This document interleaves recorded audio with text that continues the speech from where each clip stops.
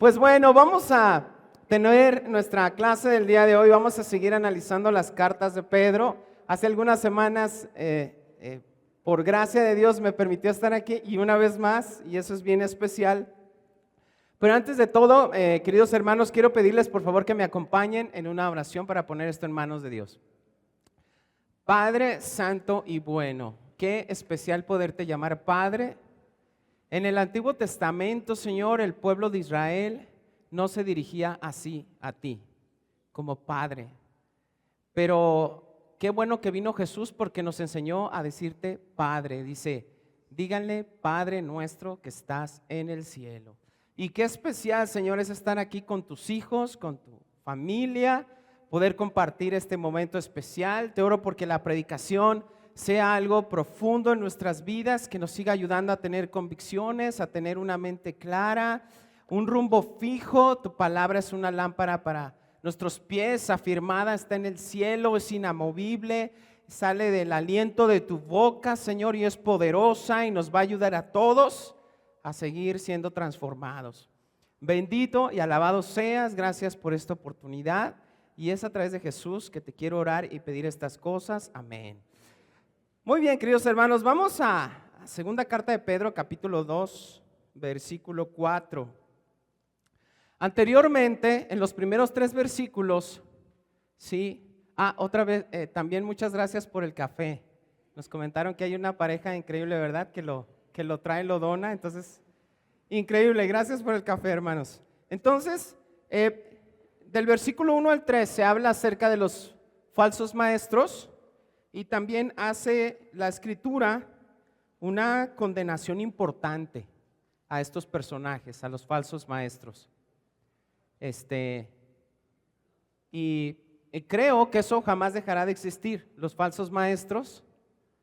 Y yo comentaba en la región qué importante es, hermanos, que podamos cuidar nuestro corazón, porque es inevitable que haya o existan falsos maestros. Y que surjan dentro de la iglesia. Dice la Escritura, van a surgir dentro de ustedes, dentro del cuerpo de Dios, los falsos maestros. Y podemos nosotros caer en el error, incluso no por el deseo de obtener, como dice aquí, son movidos por la avaricia y el poder o la fama, pero también podemos enseñar cosas erróneas por ignorancia, no porque querramos fama o fortuna o dinero. Entonces yo decía, qué importante es que todos tengamos esa responsabilidad de estudiar las Escrituras. Ciertamente vienen hermanos aquí al frente, te comparten algo, es increíble todo lo que te pueden compartir los ministros. Y tú aprendes, pero es importante que tú puedas entender que también tú tienes la responsabilidad personal de escudriñar las Escrituras para no caer en el error. ¿De acuerdo? Porque es grave, es gravísimo lo que vemos que sucede en las Escrituras y podemos caer en el error. Entonces, consecutivamente vamos a leer el versículo 4 después de lo que decía la predicación de la semana pasada. Y vamos a leer primero del 4 al 6. Dice, pues Dios ni siquiera perdonó a los ángeles que pecaron, sino que los arrojó al infierno, dentro de fosas tenebrosas, donde están encerrados hasta el día del juicio. Dios tampoco perdonó al mundo antiguo, aparte de Noé y a los otros 7 miembros de su familia. Noé advirtió al mundo del justo juicio de Dios, y por eso Dios lo protegió cuando destruyó con un gran diluvio el mundo de los que vivían sin Dios. Tiempo después, Dios condenó a las ciudades de Sodoma y Gomorra y las redujo a montones de cenizas. Las puso como ejemplo de lo que le sucederá a la gente que vive sin Dios. Ahora hay una sentencia más.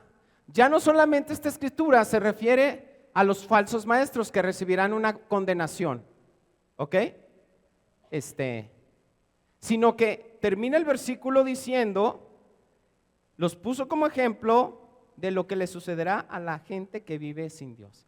Ahora sí, la advertencia no es solamente para los falsos maestros, sino que es para toda persona que vive sin Dios. Es decir, que no escucha a Dios o que no vive con recato o obedeciendo lo que dice la palabra de Dios. Y eso nos compete a todos. Aquí yo veo en la escritura que hace 3 juicios. Dios hace un juicio ¿contra quién? Contra el mundo antiguo, donde salvó a Noé, contra Sodoma y Gomorra y contra los ángeles que pecaron en el cielo. Y de los ángeles es algo que me llama mucho la atención. Porque ¿sabes qué? La Biblia dice que no hay perdón para los ángeles caídos. ¿Sabes? No hay perdón. O sea, para ti y para mí sí hubo perdón cuando nos arrepentimos y nos bautizamos. Y cuando viene un hermano a dar la Santa Cena y te llama y te convoca a que tomes la Santa Cena, te está llamando a que sigas recibiendo el perdón de Dios. Amén. Pero fíjate cómo somos. Cuando Adán y Eva pecaron en el Edén, Dios decía, puedes comer de esto, pero de esto no comas. Y comieron de eso. Y ahora Jesús dice, vengan, coman, tomen. Y no venimos a las reuniones. No tomamos la Santa Cena. No nos congregamos. ¿Qué pasa con el ser humano? Dios dice, no coman. No, sí voy a comer. Vengan y coman para que sean perdonados. Y no lo hacemos. ¿Sí me explicó? Pero el punto aquí es, qué importante es saber que esos ángeles en algún momento de la historia de la creación se rebelaron contra su Dios. Esos ángeles, yo puedo pensar cómo es que cuando fue tentada Eva, Satanás y esos ángeles ya se habían separado de Dios. En algún momento en la historia que no nos cuenta la Biblia ocurrió eso. Cuando todavía Adán y Eva estaban unidos a Dios, estos ángeles ya se habían separado de Dios y entra Satanás y tienta a Eva. Bueno, pues la Biblia dice, hermanos, que para ellos no hay perdón. Y yo pienso, ¿por qué Dios para tus ángeles son también creación tuya? ¿Por qué para ellos no hay perdón y para nosotros sí? Y es ahí, hermanos, donde de verdad necesitamos ser bien agradecidos con Dios. Porque para Satanás no hay perdón, es decir, él no puede arrepentirse y alcanzar otra vez la gloria que alguna vez tuvo, ni tampoco para esos ángeles. Y dice en el versículo, pues Dios ni siquiera perdonó a los ángeles que pecaron, versículo 4, sino que los arrojó al infierno dentro de las fosas tenebrosas, donde están encerrados hasta el día del juicio. A nadie le gusta la palabra juicio. Y menos cuando hablamos de Dios. La verdad es que Dios puede hacer juicios cada que Él quiera, porque tiene la autoridad y la potestad de enjuiciar. Pero no queremos ver a ese Dios. No queremos darnos cuenta que Dios tiene ese poder. Y cuando escucho a personas decir, ¿por qué Dios permite tanta guerra, tanta matanza? ¿Verdad? De gente buena. ¿Saben qué? Yo veo que una cualidad de Dios es la justicia. Y recordemos que Dios usó a su pueblo, al pueblo de Israel, para enjuiciar a las naciones paganas, para reprenderlas. Pero después, cuando su pueblo se alejó, usó a los asirios para dominarlos, para aniquilar a muchos israelitas. Y aún no se arrepintieron y Dios usó a Babilonia para reprender a los judíos. ¿Por qué? Porque Dios es justo. Así es el carácter de Dios, está intrínseco en lo que Él es, en su persona, en su figura. Así es Dios. Él siempre va a llevar la justicia a donde tenga que llevarla. ¿Ok? Para los ángeles no hay perdón, qué fuerte. Entonces cuando tú entiendes que para ellos no hay perdón, sino que van a estar en un fuego eterno, hermanos, eso nos debería llevar a sentir mucha gratitud por nuestro Dios. Jesús no murió por los ángeles caídos, Él murió por nosotros. ¿Entiendes eso? Pero ellos también son creación de Dios. Bueno, hay cosas que yo no entiendo. ¿Por qué Dios es así? Y tampoco sé cuál fue el pecado de esos ángeles. Ahorita vamos a ver una posible escritura de lo que pudo haber pasado con estos seres que se rebelaron contra Dios. ¿Cuál habrá sido su pecado? El de Adán y Eva fue desobediencia, comer. ¿Cuál habrá sido el de Satanás y esos ángeles? Bueno, ahorita vamos a ver una escritura, pero a lo que yo quiero es que podamos reflexionar. Qué increíble es que nosotros sí tenemos esa oportunidad de tomar la Santa Cena y de ser perdonados, hermanos, y de alcanzar la gloria eterna. Dice que esos ángeles están en el infierno. Yo antes creía, cuando era niño, que en el infierno vivían los diablitos y Satanás y estaban así, jaja, y disfrutaban del infierno, ¿verdad?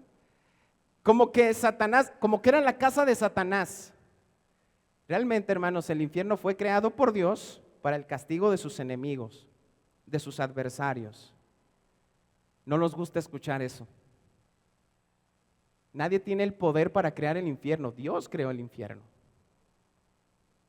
¿Ok?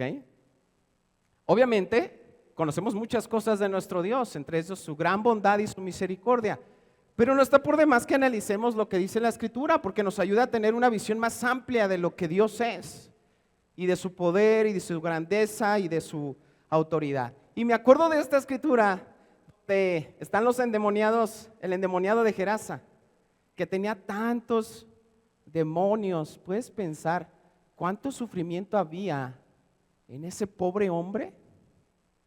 Que se golpeaba y estaba desnudo y se jalaba los cabellos y a lo mejor se revolcaba y andaba corriendo por el campo y la gente lo miraba y decía, wow, qué mal está, qué situación tan dura, tan difícil. ¿Sabes qué? Cuando Jesús lo ve, ¿qué habrá pasado en el corazón de Jesús al ver a su creación controlada? Porque sabes que Jesús creó todo lo que existe, ¿verdad? Dice la Escritura que todo lo que existe fue creado por medio de Él y para Él. O sea, eso tiene implicaciones. Tú fuiste creado por medio de Él y para Él, para que le sirvas a Él. Amén. Ok, entonces imagínate que Jesús vea a este endemoniado y lo ve así. Si quizás su corazón sintió tristeza, indignación y quiso hacer algo de inmediato, ¿verdad? Y ahí el demonio le dice, pues, no nos avientes al abismo, permítenos ir a aquellos cerdos. Esos ángeles que le dijeron a esos demonios, porque ahora son los demonios, los ángeles caídos, le dicen, no nos avientes al abismo. ¿A cuál abismo? Dice en el versículo 4, sino que los arrojó al infierno dentro de fosas tenebrosas, donde están encerrados hasta el día del juicio. Es decir, por lo que podemos entender las Escrituras es que cuando se rebelan contra Dios, unos fueron echados directamente al infierno y otros están aquí, en este mundo caído, y siguen actuando junto con Satanás. Entonces esos ángeles saben que Jesús tenía el poder de mandarlos ahí y le dice, no nos avientes al abismo. Y dice, váyanse pues a los cerdos. Pero algo bien interesante es que se meten en los cerdos y los cerdos se caen al abismo. Como una advertencia de lo que a final de cuentas les va a venir a pasar en el juicio final. De todos modos, se van a ir al abismo. Y esta escritura a mí me parece tan interesante, ¿no? Entonces dice que Jesús no los perdonó a ellos, ¿ok? ¿Saben qué? Me doy cuenta que nadie es tan valioso ni tan apreciado como para no ser juzgado. Si estos ángeles, que eran tan valiosos y tan apreciados, fueron juzgados, no pensemos que nosotros vamos a salir bien librados si nos alejamos de Dios. Es una realidad. ¿Ok? Y veo estos tres juicios: juicio contra los ángeles, juicio contra el mundo antiguo, porque los enjuició y destruyó lo que era anterior a nosotros. Y también dice Sodoma y Gomorra. Ok. Quiero que podamos leer quizás cuál fue uno de los pecados. Dice en Judas, acompáñenme por favor a Judas capítulo 6. Dice,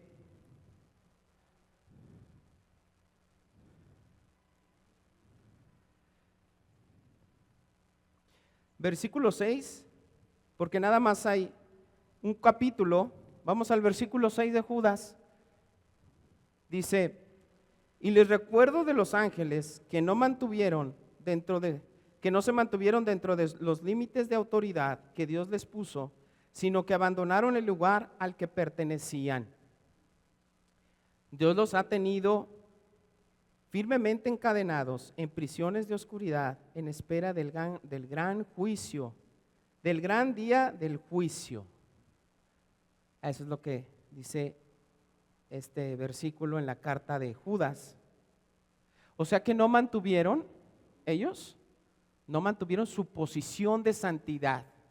Eso nos hace pensar, ¿verdad? Un poco más, adentrarnos un poco más de qué fue lo que ocurrió con estos ángeles que se rebelaron contra Dios. Podría ser soberbia, rebelión. La verdad es que Satanás quiso ser Dios. Quiso la alabanza que le correspondía a Dios. Quiso la honra. Y él es un imitador, ¿sabes? Porque ha tratado de imitar todo lo que vio en el cielo. Dice la Biblia que Jesús está en su trono y todos los ángeles le sirven. Y dice la Escritura que aquí en este mundo caído hay poderes, principados, autoridades malignas. Y Satanás quiere estar en el trono, ¿te das cuenta? Dice, está en su trono y los ángeles, los demonios caídos, le sirven. Y trata de imitar, ¿recuerdan la Escritura? Donde los egipcios, Moisés avienta su bastón y se convierte en serpiente, ellos también hacen. ¿Sí me explico? Se trata de imitar el poder de Dios. Él es un imitador, pero a final de cuentas será vencido, hermanos. Miren lo que dice en Hebreos 2:7. Acompáñenme por ahí, por favor. ¿Sí estamos? Dice la Escritura: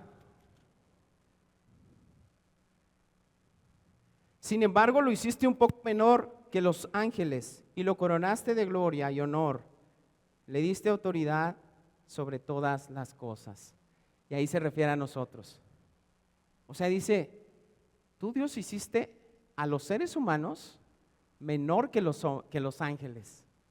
¿Sabes? Los ángeles son inmateriales y ellos pueden estar en el espacio y aquí y traspasar lugares. Para ellos no hay límites. Son espíritus. Ellos pueden estar así, en cualquier lugar.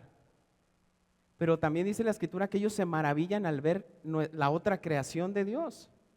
Porque ellos, de ver que dos personas, sale otra personita, es como, wow, ¿cómo lo lograron, no? No sabemos cómo fueron creados los ángeles, al parecer generación espontánea, pero ellos son asexuales, ellos no se pueden reproducir. Hay varias teorías distintas, ¿verdad? Yo las respeto.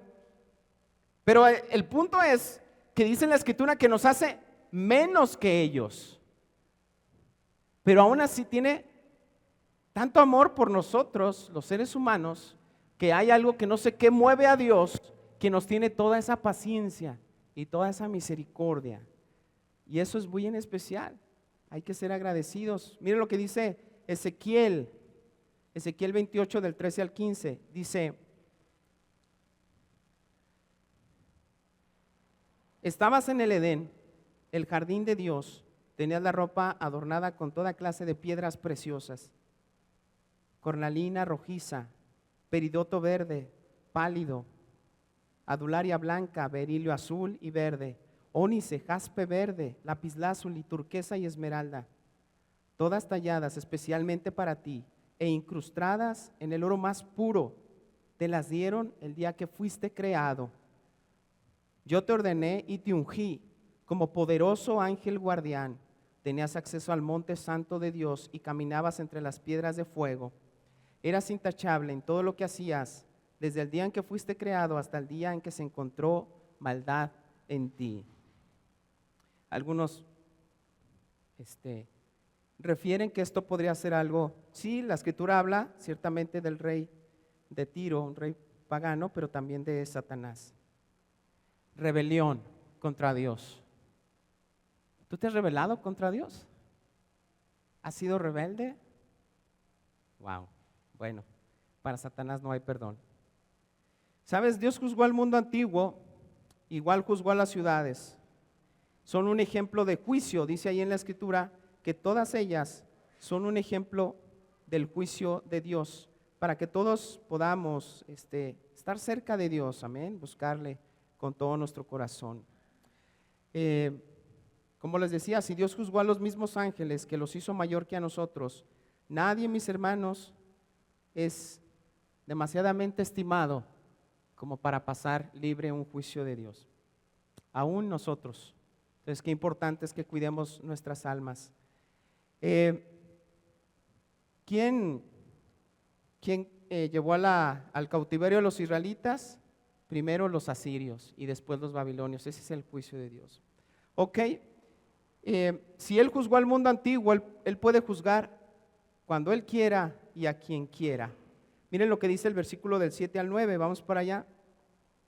Sin embargo, Dios también rescató a Lot y lo sacó de Sodoma, porque Lot era un hombre recto que estaba harto de la vergonzosa inmoralidad de la gente perversa que lo rodeaba. Así es, Lot era un hombre recto, atormentado en su alma por la perversión que veía y oía a diario. Como ven, el Señor sabe rescatar de las pruebas a todos los que viven en obediencia a Dios, al mismo tiempo que mantiene castigados a los perversos hasta el día del juicio final. Bueno, otra vez se hace mención a la palabra juicio. Así como Dios sabe rescatar, sabe destruir. Y hace ese análisis, ¿verdad? Salva a Noé, destruye al mundo. Destruye Sodoma y Gomorra, salva a Lot. Es decir, ese es el poder que tiene Dios. Puede destruir y puede salvar. Puede destruir y puede salvar. ¿Cuándo? Cuando Él quiera, a cada momento. Dios libró a Noé, así como nosotros, hermanos. El sacrificio de Cristo nos libera. Su bondad es muy grande para la humanidad. Esa bondad lo lleva a salvar, pero también su justicia lo va a llevar a destruir por hacer justicia a los justos, porque es parte de su corazón, de lo que Él es. Lo libró a Lot, pero Lot perdió lo demás. Y cuando el punto de Lot es que hubo un momento en que estaba en una situación con Abraham, y que mis ovejas y que van a comer y que están ahí en situaciones, y luego Lot ve hacia allá, hacia Sodoma y Gomorra, y dice: wow, cuántos pastos verdes hay para mí, para mis ovejitas, y va y cae ahí. O sea, Dios a final de cuentas es tan bueno que lo rescata, pero Él pierde a su familia. La historia de Él es terrible después. Entonces, hermanos, cuando nosotros andamos así como que medio entre la iglesia y luego como que mientras le echamos un ojo al mundo y como que andamos allá rascándole a no sé qué cosa y andamos perdidos y extraviados en nuestra fe, no dudemos que podemos perder mucho como Lot perdió, porque hay cosas que aunque la bondad de Dios es muy grande, las perdemos para siempre. Familias destruidas, hijos en drogas, situaciones feas, porque eso ocurre cuando el corazón del hombre se aleja de su Dios. Dios sabe cómo librar. Y Pedro estaba diciendo, Pedro es el que dice estas cosas, y Pedro dice, libró a Noé, libró a Lot, pero él recordaba cómo cuando estaba en la cárcel, Dios mandó ángeles buenos para que lo libraran de la cárcel. Es decir, si alguien sabía cómo es que Dios puede librar de una prueba, de una complicación así dura, complicada, era Pedro.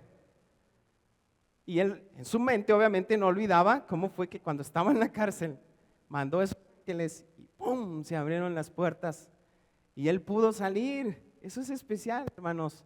Ese es el corazón de nuestro Dios que nos ayuda. ¿Saben qué? Hermanos, a veces nos toca hablar de versículos de la gracia de Dios y predicamos de eso. No me malentiendas, no pienses que yo vine aquí a ponerte miedo. Es lo que dice la Escritura. O sea, es lo que dice la Escritura. Y cuando tengamos que hablar de la bondad de Dios, de la misericordia de Dios, hablamos también de la bondad de Dios y de la misericordia de Dios. El punto es que hoy las Escrituras nos hablan de esto, nos hablan de juicio. Versículo 10 dice la primera parte.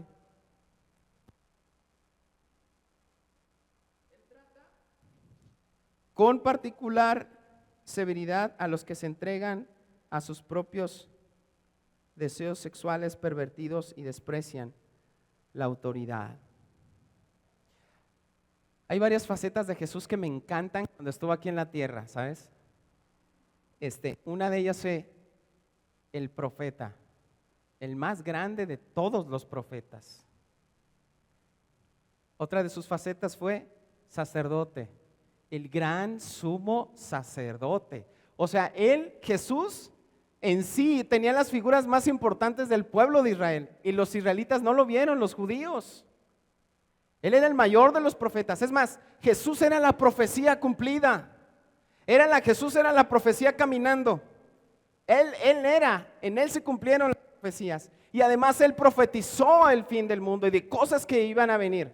O sea, el profeta más grande. También el gran sumo sacerdote. El gran sumo sacerdote. Y también el rey. Esas tres figuras que eran importantes en el pueblo de Israel, Jesús las tenía. Y cuando vi lo que los hermanos pusieron la imagen de Jesús, el del madero, arriba decía el rey de los judíos. Jesús, profeta, sacerdote y rey. Pero también hay otras facetas de Jesús. Una de ellas fue Jesús creador. Cuando vas a Génesis, te das cuenta, ¿verdad?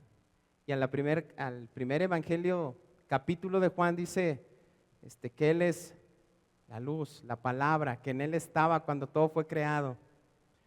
Jesús el creador. Actualmente, hermanos, nos encontramos en que Jesús fue salvador y restaurador.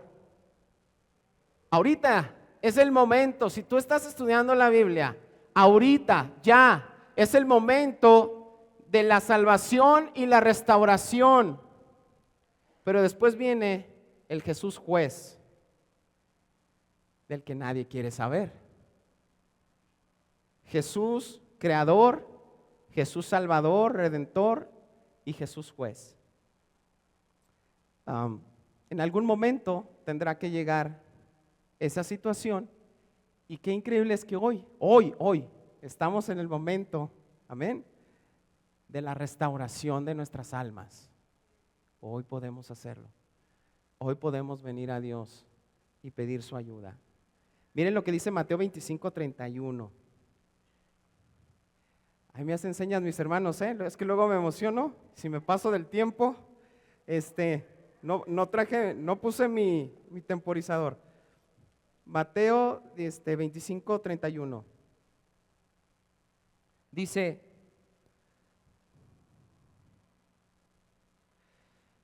cuando el Hijo del Hombre venga en su gloria, acompañado por todos los ángeles, entonces se sentará sobre su trono glorioso.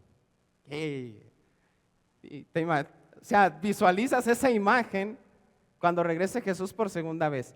Él está profetizando sobre sí mismo, sobre lo que va a ocurrir. Va otra vez. Y quisiera que te imagines ese momento. Dice: cuando el Hijo del Hombre venga en su gloria acompañado por todos los ángeles, entonces se sentará sobre su trono glorioso. Me imagino esa imagen de ese lugar donde está el juez sentado. Todos están esperando más bien. Y llega el juez, ¿verdad? Y se sienta ahí con su toga y ya empieza a juzgar. Quiero que pienses cómo va a ser ese momento en el cielo, que Jesús se va a ver en su trono. ¿Ok? Él está diciendo esto sobre sí mismo. Vamos al versículo 41 de ese mismo capítulo. Dice: luego el rey se dirigirá a los de la izquierda y dirá: fuera de aquí ustedes malditos, al fuego eterno preparado para el diablo y sus demonios. Es lo que va a ocurrir. O sea, Jesús va a juzgar a todos nuestras vidas. Él será el juez. Y cuando yo hablaba de Jesús creador, qué increíble, ¿verdad? Jesús creador, que todo lo hace perfecto, que todo lo hace increíble. Jesús restaurador, restaura nuestras vidas, nuestras almas. Y en algún momento vas a ver a ese Jesús impartiendo justicia. creo que es bien especial, ¿no crees? Que hoy estemos aquí convocados, congregados, para escuchar las buenas noticias. Precisamente, mis hermanos, esa es la buena noticia, el Evangelio, que hoy es el momento de la restauración. Amén. Hoy es el momento de la restauración. Y Jesús es tan bueno y tan misericordioso que todos los que volteen a la cruz y que decidan tomar el perdón de Dios, a veces también nos cuesta trabajo perdonarnos. Y nos vemos como Dios no nos ve. Cuando alguien no se siente perdonado, no se siente digno de acercarse, ¿sí me explico? De acercarse a la mesa, de pedir algo, de que le den algo, no se siente digno. Pero yo te invito a que no te veas así hoy. Te invito a que pienses, Dios quiere que me acerque porque me quiere dar cosas buenas. Dios quiere hacerme digno. Ciertamente no somos dignos, pero Dios nos quiere hacer dignos. Dios quiere que estemos sentados a su mesa para que comamos y bebamos y podamos ser perdonados de nuestros pecados. Ese es el mensaje de la buena salvación, de la salvación buena, perfecta de nuestro Señor Jesús. Acompáñenme en una oración. Padre santo y bueno que estás en el cielo, te damos muchísimas gracias porque hay cosas que no logra entender nuestra mente, porque tú eres tan inmenso, tan grande, pero sí podemos entender, según tu palabra, que en algún momento has tenido que tomar decisiones duras, difíciles, con tu creación. Pero también entendemos que el llamado el día de hoy de ese Jesús es el momento de la restauración a nuestras vidas.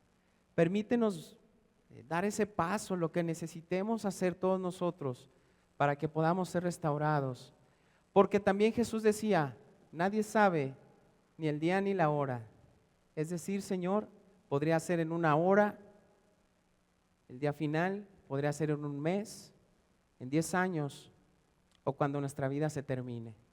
Por eso, Padre, queremos tomar con mucha gratitud el perdón que tú nos das el día de hoy y queremos acercarnos a ti para poder ser dignos y estar en tu familia siempre. Bendito seas, Padre Santo. Gracias por este increíble día que pasé aquí con mis queridos hermanos de tu iglesia, de tu región aquí en Guadalajara. Bendito sea, sígueles bendiciendo abundantemente en todo lo que hagan, Padre Santo.